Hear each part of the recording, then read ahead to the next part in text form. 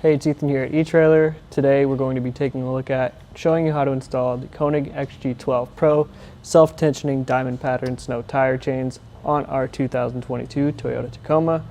These are going to be on tire size 265/70 R16. Make sure you check the fit guide on etrailer.com to get the right chains for your tire size. We also have them on the rear axle in our case as per the owner's manual. Make sure you're double checking that too to get the chains on the right axle for your car. But let's check out a little bit more about them. These are going to be a premium option for your snow tire chains. So if you live in an area that gets a decent amount of moderate snow and some light ice pretty frequently, these are going to be a really great option for you. They have that diamond pattern that I mentioned, which gets you a lot of great coverage on the tire, really helps a lot with turning, and you're going to feel them typically a lot less than your ladder pattern style chains. The chains do have these square links, which are really low profile, but they're still going to be a shape that's going to allow you to bite into that snow and maybe that light ice that I mentioned. So that'll do well for that. And also there are these traction plates here where they connect, which are also going to help bust through some of that ice and get you a better grip. The chains are made of a manganese nickel alloy, so they're going to be really sturdy and going to hold up well for multiple seasons against rust, weather, and corrosion, much better than a low carbon steel chain would. Coming to the front of the chains now, we can see that this is a slightly different color.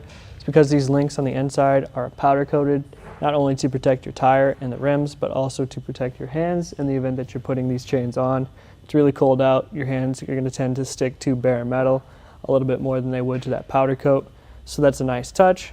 As well as we can see here our self-tensioning mechanism, which is really nice that it's installed. It's going to constantly be putting tension on your chains.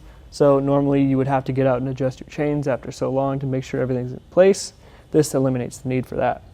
The chains do come two to a set in this hard protective outer shell case, which is really nice. It does a great job of keeping the chains compact and secure. Taking a look inside, we'll see that the other chains are in there, as well as these bumpers. We can put those on if we want to, where some of the intersections occur on our tire, just for a little bit of extra protection. As is the case of this instructional video, I'm not going to put them on, but you might want to in your case.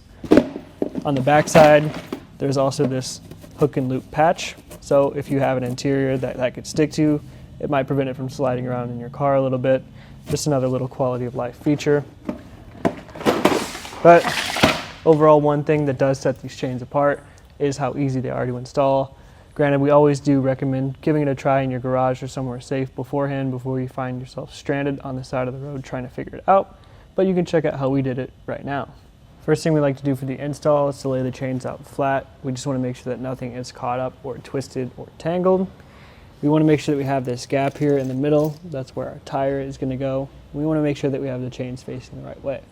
An easy way to do so with these chains is to look at this Konig logo on the self-tensioning mechanism. Making sure that that is face down is a good sign that you have the chains the right way. Or we could come up and take a look at these hoops at the end of each set of links. If this side is facing up, that's a good sign. We want to make sure that this is touching the tread of our tires rather than these hooks on the other end. Now we'll start by draping one of these sides around the back side of the tire. I like to do the side without the self-tensioning cable because that's just a little bit longer and that tends to get stuck a little bit easier. So we just want to make sure that we find that gap that we set for ourselves earlier where the tire is supposed to go. Spread everything out as evenly as possible as we can on either side, which is just going to make our life easier when we make our first connection. We just want to grab one of each side of the chains, bring them up around the back of our tire here. We'll make our first connection by sliding this metal stud into the catch on the other side, just like that. After we get that connection out of the way, we'll move to the front and make that connection. Everything is color coordinated, so we know to fit this loose red link into this red hook on the other side, just like that. And now we can come down to the bottom here, where we use that self-tensioning mechanism. We'll feed that cable through this catch plate down here at the other end, and you'll hear it ratcheting up. Try to get as much of that as we can before we grab this hook right here, and we'll bring that down to meet it and engage that self-tensioning. Once you have all the self-tensioning taken care of, make sure you get the chains installed on your passenger side tire as well. Roll forward and backwards a few times just to make sure that everything is secure, and then you're ready to go. If you do like the Konig XG12 Pros, I know I do too. This was just a quick look at how they fit and how to install them on our 2022 Toyota Tacoma.